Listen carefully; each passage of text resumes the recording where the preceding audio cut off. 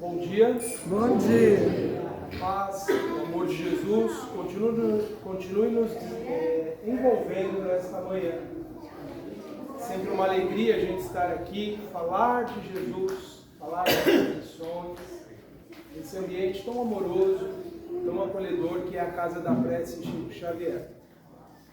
E muitas vezes a gente fala de lições que nós mesmos estamos aprendendo todos os dias. Por isso que quando a gente traz a mensagem do Evangelho, nós somos sempre conscientes que nós somos os primeiros a necessitar dela, já que ela parte da nossa boca e chega primeiro aqui nos meus ouvidos. Mas antes passou pela mente, passou pelo coração. Passa, quando a gente faz o estudo dessas lições, a lembrança de tudo que a gente viveu e vive até nesses dias. Para que nós nunca nos deixemos, levar pela ilusão, pela verdade, para que a gente nunca pense que já são lições totalmente aprendidas. Quem sabe um dia Deus vai nos fortalecer a força, a vontade, a garra, da gente definitivamente conseguir colocar essas lições todas em prática. Porque uma coisa é certa, a única possibilidade verdadeira de felicidade é um espírito em evolução, ele conseguir vivenciar aquilo que o Evangelho nos ensina. A humanidade ela buscou muitos caminhos e até hoje procuram as soluções para todos os desafios humanos, procuram-se medidas inúmeras, mas enquanto a gente não interiorizar a mensagem de Jesus e vivê-la profundamente, intensamente, ainda que não cumprindo sempre aquilo, mas que a gente tem um esforço diário em viver essa mensagem e ela tem um significado verdadeiro, especial para nós, nós não encontraremos essa paz que nós tanto desejamos. Tem pessoas que falam assim que o cristianismo, a mensagem de Jesus, é uma mensagem que não deu certo. Por quê? A gente vê países que se dizem cristãos, em sua maioria da população, pessoas que se dizem cristãs, mas elas não encontraram a paz no seu mundo interior. Suas sociedades não estão em paz ainda. Pessoas que se dizem representantes de Jesus, assumem o papel muitas vezes de liderança e fazem coisas, vivenciam situações completamente diferentes do Evangelho. Isso é porque são pessoas que ficaram apenas na superfície da mensagem. Acharam uma mensagem bonita, válida, porque não é difícil, pelo intelecto, pela razão, a gente chegar a essa conclusão. Mas trazê-la para o nosso mundo íntimo, esse é o maior desafio. Esse é o maior esforço que nós temos que ter. Se nós quisermos realmente entender Jesus, nós temos que vivê-lo, temos que colocar verdadeiramente em prática o que ele nos ensinou. Porque as lições do Evangelho, elas são muito assim, consoladoras. Elas despertam em nós, muitas vezes, uma emoção. Quem de nós já não leu aquela parte inicial do Sermão da Montanha, quando Jesus começa a falar das bem-aventuranças, que fala do que é aguardado por aqueles que estão passando por dificuldades, por lutas, por provas. Quem não se sente comovido, com aquela imagem que a gente cria, que beleza que deve ter sido aquele momento que Jesus, falando à multidão, trouxe tanto consolo ao coração das pessoas. O que a gente não percebe muitas vezes nessa missão de Jesus, porque a gente idealiza os momentos, é que existe, para cada uma daquelas consolações que ele fala, existe algo que parte de nós. É algo que nós temos que fazer. Porque senão aquela consolação não vem. Então é algo que nós precisamos meditar sempre que lermos com essa ideia de consolação, de que ali na verdade existe um pedido, uma cobrança sobre nós, de uma participação nossa. No nosso estudo dessa manhã, nós vamos citar uma dessas bem-aventuranças, que faz parte lá daquela seleção que Kardec fez e colocou no Evangelho segundo o Espiritismo, no capítulo 10, que se intitula Bem-aventurados os misericordiosos, E ele trouxe justamente aquela parte do Sermão da Montanha para abrir as reflexões desse capítulo, que fala essencialmente sobre perdão. Bem-aventurados os misericordiosos, porque eles alcançarão misericórdia. E aí o que é misericórdia?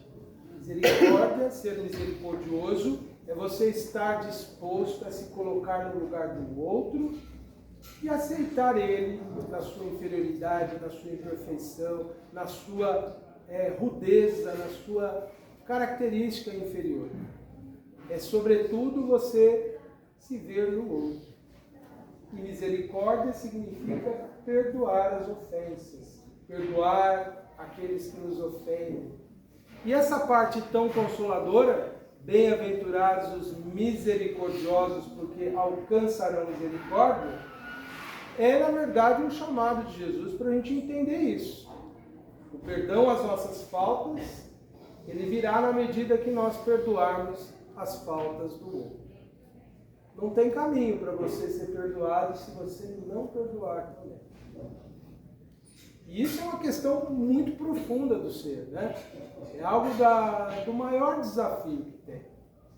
Porque todos nós sabemos as dores, as dificuldades, os problemas, as mágoas que alguém já criou para nós. E todos nós sabemos o quanto é difícil se libertar disso, não é? A gente começa a relembrar, começa a retomar episódios da nossa vida em que coisas ainda estão lá dentro, nos ferindo, nos machucando, não é? A gente fala, eu não quero o mal de tal pessoa, mas não quero nem vê-la pintada de ouro, não é assim? Eu não quero mais nem saber dela. Não desejo mal, mas não quero nada. De não desejar o mal já é um passinho, viu gente, na evolução. É uma conquista. Porque na maioria das vezes a gente quer que Deus puna as pessoas com um rigor muito severo, não é assim? A gente deseja que aquela pessoa passe pelo que a gente passou. Aí se a gente já não quer isso para a pessoa, já é um grande progresso, mas ainda não basta, viu? Para quem quer evoluir, para quem quer se libertar do sofrimento, da tristeza, da dor, só isso não basta, precisa ter algo a mais. Que é o que essas lições de Jesus e os comentários que Allan Kardec nos traz, nos vão levar a pensar por que isso é tão necessário, por que isso é tão fundamental. Então, se você quer perdão para os seus erros, perdoe também, foi o que Jesus ensinou. E Kardec trouxe uma outra colocação de Jesus, lá no Sermão do Monte também está essa passagem, quando Jesus, logo depois que ele ensinou como as pessoas deveriam orar, aí Jesus completou. Logo após o ensino, ele falou assim: se perdoardes aos homens as ofensas que vos fazem, também vosso Pai Celestial vos perdoará os vossos pecados. Agora a coisa fica mais séria, né? Porque tem a ver com Deus. Nós precisamos de perdão quase todos os dias em função dos erros que nós praticamos contra as leis divinas, muitas vezes por ignorância, mas muitas vezes sabendo, né? Muitas vezes tendo conhecimento. Porque às vezes a gente faz as coisas para as pessoas que causam dor, tristeza e sofrimento exatamente do jeito que já fizeram para nós e que nos trouxe dor e sofrimento. Então a gente deveria pensar, o que eu faço para o meu semelhante? Eu já vivi? Se vivi, me traz desconforto, me traz uma sensação ruim, então eu não deveria fazer. Porque se eu não gosto para mim, por que eu vou fazer para os outros? Então, Jesus deixa muito claro isso. Você precisa fazer aquilo que você já sabe que deve fazer, ou fazer aquilo que sabe que deve fazer. Se eu desejo perdão porque eu erro, eu preciso desse perdão, então eu preciso perdoar o outro. É o mecanismo da lei divina. Se eu quero misericórdia, tenho que ter misericórdia. Se eu quero que os meus erros sejam considerados como uma imperfeição minha que eu ainda não sei lidar com ela, eu tenho que ver das outras pessoas o erro. Só que aí que entra o problema, a gente não consegue, né? porque muitas vezes o que as pessoas fazem mexe tão profundamente com o nosso amor próprio, mexe também com as nossas noções de orgulho que nós temos, de uma suposta superioridade. Como uma pessoa se atreve a fazer isso comigo? Logo eu que sou isso ou aquilo, que já fiz isso ou aquilo para aquela pessoa. E aí a gente acaba entrando nesse mecanismo da ofensa, do rancor, do ressentimento, da mágoa. E tudo isso, gente, é obstáculo à paz. Sempre. Tem gente que confunde essa questão do perdão com as noções de justiça. Ou com as questões que envolvem a autoproteção. Tem pessoas que pensam, a gente não pode esquecer as mágoas, senão a gente se torna de novo vítima dessas pessoas, porque elas irão sempre nos magoar. Mas são situações que nós podemos separar. Eu não preciso, para me proteger, sempre ficar relembrando o que as pessoas fizeram para mim. Eu não preciso ficar lembrando todos os dias que alguém me xingou, que alguém me ofendeu, que alguém me tirou alguma coisa muito importante, para que eu me proteja. Eu não preciso. Eu não preciso também baixar minha guarda quando eu noto que uma pessoa é verdadeiramente mal intencionada, porque existem essas pessoas. Ah, existem pessoas maldosas no mundo? Existem. Se a gente for perguntar para cada um, eles vão falar. Talvez alguém até diga, ó, é o Antenor a pessoa maldosa que eu conheço. Porque cada pessoa julga o outro por questões, por referências que nem tem conhecimento pleno.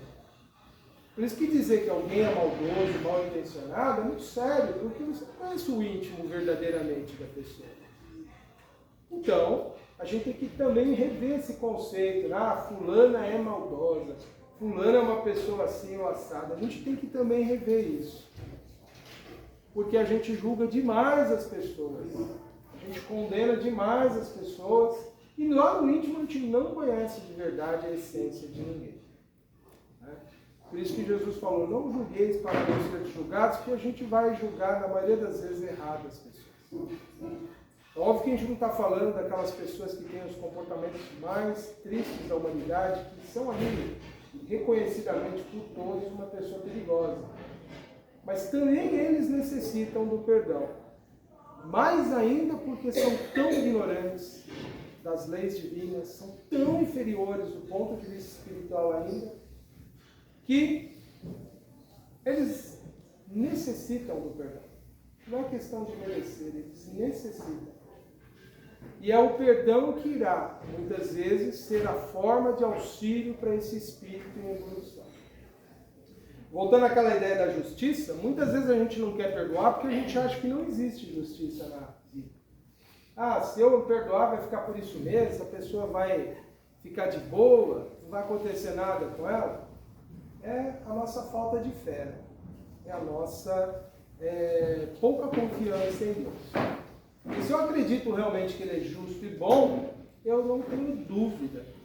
Tudo que alguém fizer irá ser responsabilizado. Não punido, não castigado do jeito que eu quero. Porque tem gente que fala assim, essa pessoa aprontou tudo isso, não acontece nada na vida dela. A pessoa está achando que Deus vai determinar as coisas de acordo com a vontade dela. E não funciona assim. Cada pessoa vai passar por aquilo que precisa passar para se corrigir e evoluir no tempo em que ela estiver pronta para aproveitar a lição. Não no momento que a gente quer. Por isso que tem pessoas que às vezes são punidas imediatamente após um crime, por exemplo, e ele não se arrepende. Porque ele não entende aquele momento da vida dele, ele não compreende que errou de verdade, que tinha que ter se arrependido. Porque só punir por punir não muda ninguém. Isso não significa que a sociedade tenha que abrir mão das formas de punição que existem para os diversos delitos. Eles precisam continuar existindo porque eles são formas de coibir. Mas a mudança verdadeira do espírito, na sua conduta, vai demorar o tempo que for necessário e será concedido a Deus sempre a oportunidade ao espírito para que ele possa estar preparado para as provas que ele precisa enfrentar. Sempre. Nós mesmos não temos como saber quando isso acontece. Por isso que se alguém te magoou, te feriu, te prejudicou, te lesou, não se preocupe com a questão da justiça. Ela virá no tempo oportuno. Se tem que movimentar ou não a justiça humana, é uma outra questão que precisa ser estudada. Mas a justiça divina, ela é inevitável, gente. Ela virá. Se eu tenho dúvida dela, é porque eu não confio muito mesmo nela. Na verdade, a minha fé ainda é pequena. Se eu boto em dúvida a justiça divina, eu ainda não entendi que Deus tem os seus meios, os seus caminhos e o seu tempo, que é sempre diferente do nosso. Mas Jesus deixou muito claro isso, que se você quiser o perdão para os seus erros, você precisa perdoar as pessoas, senão não tem solução. Será que Deus fica contabilizando isso mecanicamente lá no livrinho ou na sua memória extraordinária, perfeita? Não, isso está no próprio mecanismo da vida. Porque o perdão, ele beneficia primeiro a quem perdoa. Você se liberta de uma série de angústias, de sofrimentos, de estados internos infelizes, à medida que você chega nesse estágio de não ter mais nada contra alguém. Ser capaz de simplesmente aceitar que a pessoa é aquilo que ela é. É um caminho, um processo, que às vezes a gente precisa de ajuda para chegar nele, porque sozinho às vezes é difícil. Imagina uma pessoa que foi prejudicada intensamente por alguém que tenha sido ajudado por ela. Não é? Até Jesus falou sobre isso, como a gente poderia começar essa solução de um problema. Está uma terceira lição que Kardec relacionou no capítulo. Se vosso irmão pecar contra ti, vai e corrige-o entre ti e ele somente. Ou seja, se alguém fez algo para você, o seu irmão, o seu companheiro, a pessoa que estava com você, converse com a pessoa, resolva com a pessoa. Se precisar da ajuda intermediária daqueles que estão mais próximos, também pode se usar, porque no Evangelho consta essa recomendação de Jesus. Tente realmente se acertar com essa pessoa. E não saia falando dela por aí, que é o que normalmente a gente faz, não é assim? Alguém vem e nos magoa, em vez de a gente ir resolver com aquela pessoa, a gente fica falando disso para as outras pessoas, não é assim? É como se a gente quisesse mobilizar as outras pessoas contra ela. Não, Jesus é muito claro, vai lá e conversa com o teu irmão. Tenta resolver com ele. Peça ajuda àqueles que estão do seu meio, para que dialoguem entre si e resolvam a questão também. Mas de verdade, perdoe. Né? E aí, depois que Jesus ensina tudo isso sobre perdão, né? E aí Jesus fala sobre essa necessidade que a gente tem de nos perdoar e não ficar falando dos erros das outras pessoas. Aí Jesus vem Pedro e pergunta para Jesus: Mestre, quantas vezes perdoarei o meu irmão? Até 7 vezes? Vocês já pararam para pensar por que Pedro perguntou até 7?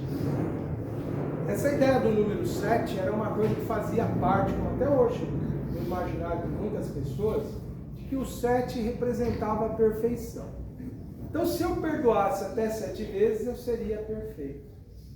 Isso porque nas tradições mais antigas do povo judeu naquele tempo, e até hoje, de acordo com a interpretação que tem de algumas partes do Antigo Testamento, se dizia que você deveria perdoar até 3 vezes. Na quarta já não precisava mais. Então talvez Pedro pensando, 7, o número da perfeição, então 7 vezes eu estou indo além do que é o recomendado, então quem sabe eu vou estar perfeito. E aí o que Jesus faz? Te digo que é não só 7 vezes, mas até 70 vezes 7. Ah, então só 490 vezes, é isso, Jesus? Posso pegar o meu caderninho? Fulano fez isso para o Antenor, vou marcar a primeira vez. Será que eu vou ficar na vida fazendo essa contagem? Óbvio que não era isso que Jesus falou. Se precisar 491 vezes, perdoe, 492 e assim vai. Ou seja, quando Jesus jogou esse número, 70 vezes 7, é que é para a gente perca a conta mesmo. Para que a gente não fique ao longo da vida, fulano fez isso, por isso que não perdoou mais. É realmente perdoar, é realmente esquecer. E aí alguém diria, mas Antenor, Tem momentos que não é bom esquecer o que as pessoas fizeram. E é verdade. Tem coisas na vida que você não pode realmente permitir que a pessoa volte a fazer com você. Porque tem situações que são tão dramáticas que a gente não pode simplesmente dizer não aconteceu nada. Aconteceu, foi sério, foi um problema. Mas o esquecer não viva com isso todos os seus dias. Não carregue o peso da mágoa, da tristeza, da dor todos os dias. Não fique todos os dias lembrando que a pessoa, por exemplo, tirou a vida do seu filho. Eu sei que é muito difícil isso. É de verdade, gente. Muito difícil. Não dá para você simplesmente esquecer um fato tão grave desse. Mas você não precisa, todas as horas do seu dia, lembrar disso. Como todas as outras coisas que podem nos ferir profundamente. Quando o Evangelho nos convida a esquecer, não lembre o tempo todo. Não deixe que essa dureza, essa tristeza, essa coisa tão pesada, fique o tempo todo te acessando. Porque senão toda a dor, todo o sofrimento, toda a tristeza volta de novo, insistentemente. E neutraliza todos os nossos potenciais, tudo aquilo que nós podemos ainda realizar de bom. Quando o Evangelho nos convida a esquecer as mágoas, as ofensas, são as coisas corriqueiras. As coisas muito graves da vida, a gente não lembra o tempo todo.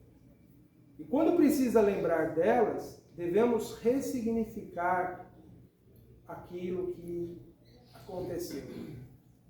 Porque no primeiro momento, quando algo muito triste, muito doloroso acontece com a gente, a primeira sensação que a gente tem é de abandono de Deus. Deus me esqueceu, Deus não protegeu a mim nem aquele que eu amo, Deus não fez isso, Deus não fez aquilo. Esse mundo é muito injusto, esse mundo não tem jeito.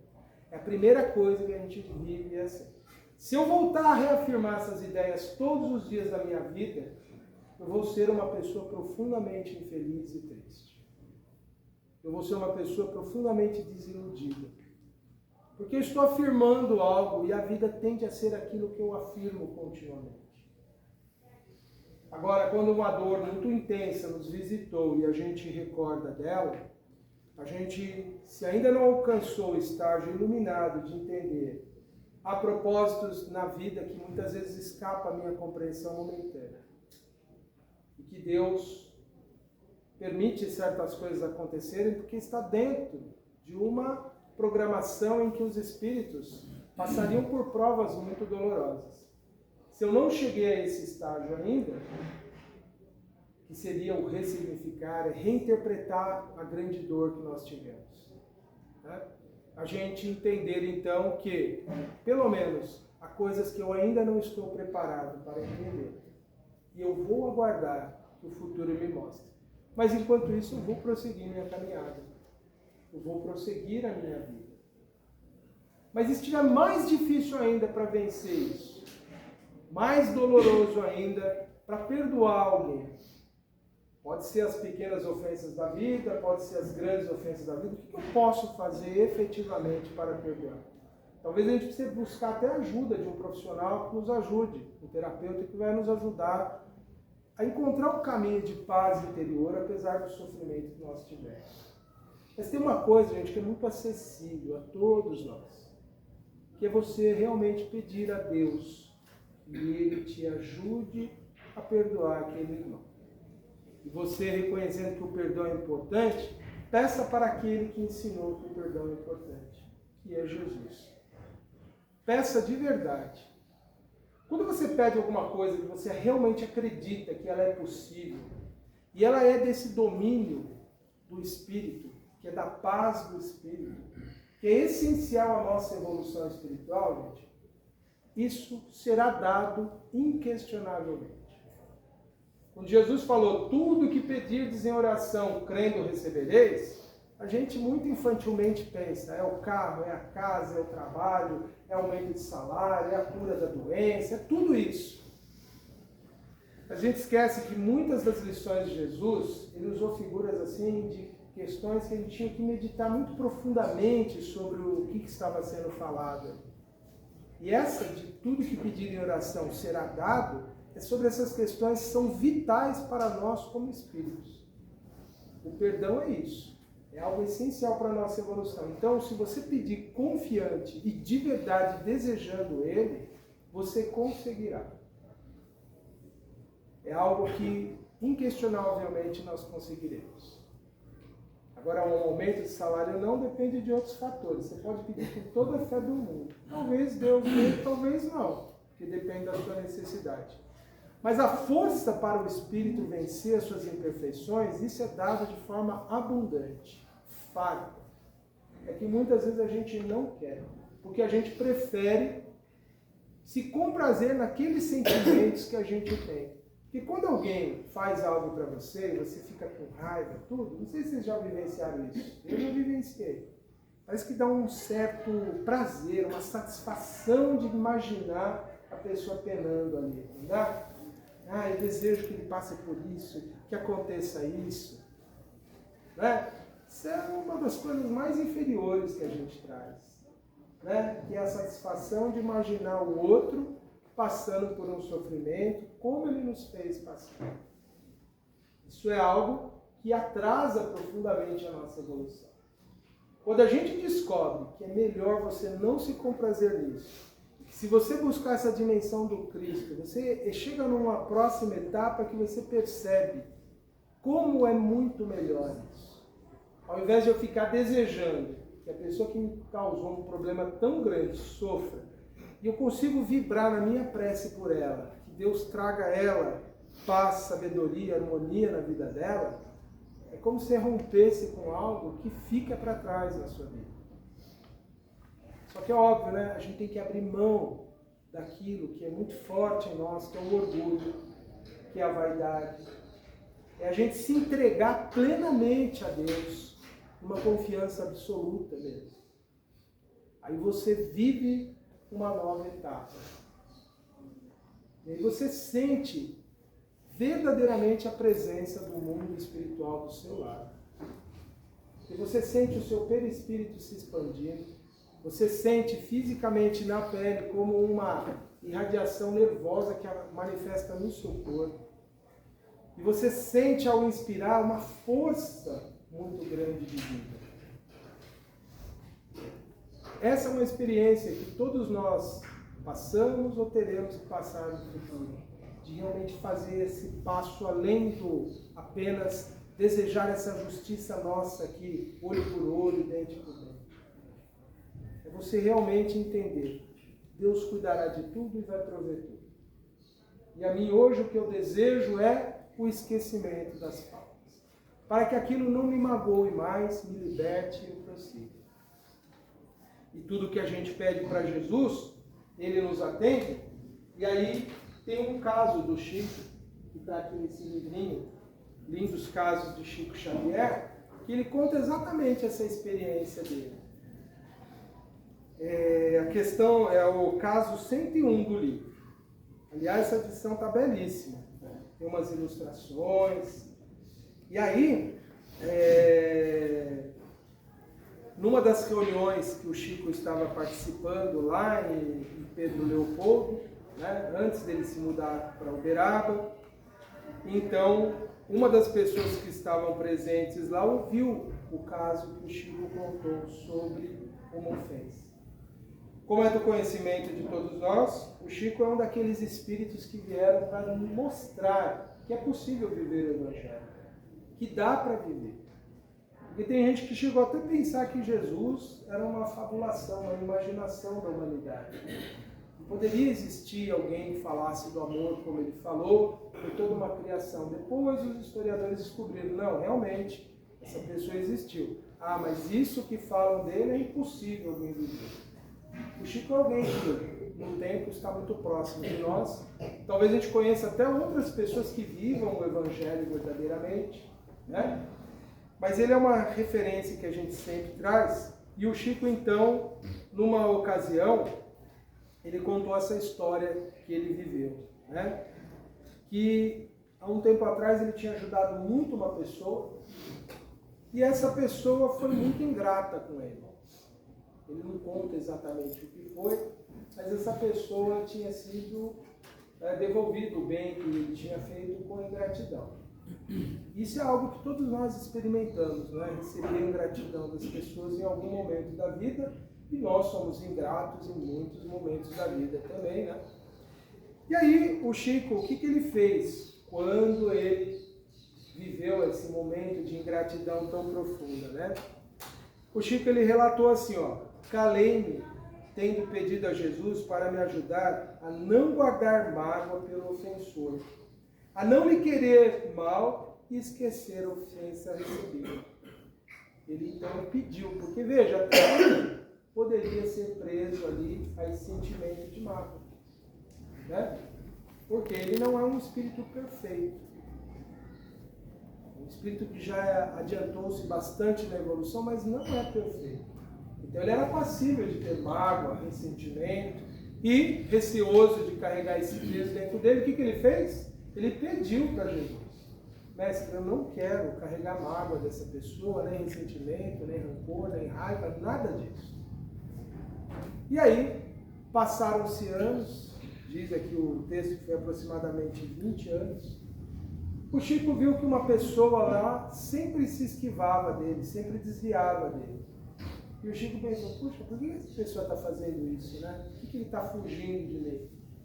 E aí eis que o Chico toma coragem, vai lá e fala: meu irmão, o que aconteceu? Eu percebi que toda vez você me evita, muda de calçada, vai para outro lado. E aí a pessoa relembrou que ela tinha sido aquele ingrato de 20 anos atrás, tinha feito algo assim, de uma agressão grande do Chico, né? E aí o Chico, naquele momento, é que foi lembrar essa ofensa da pessoa. Então veja, para ele funcionou ter pedido para Jesus, né? Agora a gente poderia perguntar: será que vai funcionar para a gente? Porque muitos vão dizer: ah, mas eu não sou o Chico, estou longe ainda de ser. Mas o que o Chico fez foi exatamente o que Jesus falou para qualquer pessoa fazer. Tudo que você pedir em oração, crendo, você vai receber. Ele acreditou realmente que se pedisse em oração para que ele perdoasse o que a pessoa fez, ele conseguiria esquecer. E foi o que aconteceu. Talvez para a gente não funcione, porque talvez a gente não acredita tanto assim na oração. Mas se você quer realmente, peça de verdade. Peça pensando no bem que vai ser para você e para outra pessoa se libertar dessas mágoas todas, de todo o ressentimento, de toda a tristeza. Peça de verdade. Peça com toda a sua força. Você vai ver que uma disposição nova vai surgir. E o que temos que fazer depois que a gente pede? Viver. Viver a vida, aproveitando o momento presente, não recapitulando todos os dias aquilo que as pessoas nos fizeram. A vida, ela pede esquecimento, tanto do ponto de vista material, por isso que a gente não lembra tudo que a gente viveu. A gente não tem detalhes da vida. Aliás, é considerado uma patologia. Tem, acho que, pouquíssimos casos raros de pessoas que lembram da totalidade da vida da pessoa. Para você ter uma ideia, é um caso tão complexo que a pessoa tem que ser tratada para não lembrar. Porque lembrar em detalhes da vida é angustiante, é sofredor. Então, na vida material, a gente tem que esquecer muita coisa, realmente. E na vida do espírito também. Enquanto nós estamos evoluindo, a gente não pode lembrar do passado. Não tem como. E quando você é defrontado por uma memória dessa do passado, porque tem gente que vai e procura, né? Tem meios, viu, gente? De você devassar o passado. Só que você se depara com umas coisas e depois você fala: por que eu fui lembrar disso? Eu não queria conviver com isso. Só vai existir um momento na nossa evolução que a gente vai ter capacidade de voltar ao passado. Até quando a gente desencarna, no máximo, alguém preparado pode retomar em torno de 2 reencarnações. No máximo. Só vai ter um momento quando nós estaremos preparados a lembrar do nosso passado. É quando a gente aprender a amar tanto, mas tão profundamente, que a gente vai se amar profundamente, vai perdoar aquilo que nós fomos lá há 1000 anos atrás, há 2000 anos atrás. entendendo que éramos profundamente ignorantes naquela época e não sabíamos os erros que nós cometemos. É só aí que a gente está preparado realmente a acessar esse passado. Então esquecer é da lei divina, é necessário. Esquecer as nossas ofensas diárias, esquecer aquilo que as pessoas fazem para nós, é fundamental. É por isso que Kardec, quando ele comentou essas passagens do Evangelho, ele disse, né, que o esquecimento e o perdão das ofensas é característica das almas elevadas. Porque o rancor, o ressentimento fazem o que com você? Te prendem na animalidade, te prendem na brutalidade. Por isso que nós podemos saber, né, o quanto nós somos elevados ou não espiritualmente pela nossa capacidade de perdoar. De esquecer no dia a dia as mágoas, sem ficar relembrando delas. Elas vão estar lá na memória. Se algum dia a gente precisar lembrar delas, como aconteceu com o Chico, ela volta. Mas o esquecer é esquecer no dia a dia. Bola para frente, vamos seguir. Porque na hora que eu precisar lembrar de uma situação que é realmente importante, ela vem à tona.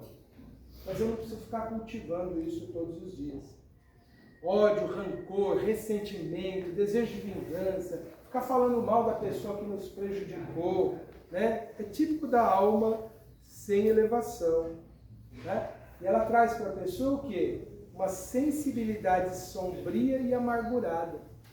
A pessoa se torna infeliz de tanta mágoa que ela continha. Você vê o outro lá que magoou o Chico, ele carregou um peso na vida dele, de ter sido ingrato. Tanto é que isso trazia vergonha a ele, por isso que ele evitava o Chico. A pessoa que nos feriu, ela carrega a vergonha dentro dela. Ela carrega a infelicidade. Nós não precisamos carregar infelicidade. Nós precisamos carregar a paz interior daquele que está disposto a uma reconciliação. E a gente tem que sempre pensar, como eu vou pedir para Deus perdão das minhas faltas se eu não perdoo o outro? Como eu espero ser aceito e compreendido se eu não perdoo o outro?